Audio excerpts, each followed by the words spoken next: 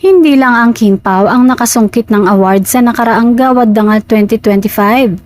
Hindi nagpahuli ang isa sa kanilang solid fandom.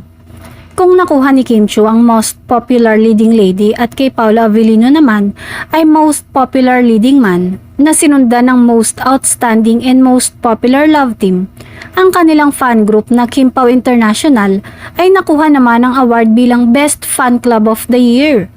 Nagfiesta ang maraming mga kapanalig ng naturang fan group sa pagwawagi nito. Kaya naman ipinangalandakan nito ng nasabing fandom ang kanilang karangalan.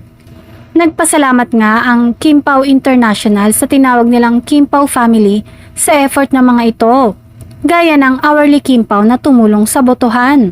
Patuloy na pinalalakas ng Kim Pao fandom ang kanilang puwersa para masuportahan sina Kim at Paolo sa kanilang karera, kahit gumastos sila ng malaki.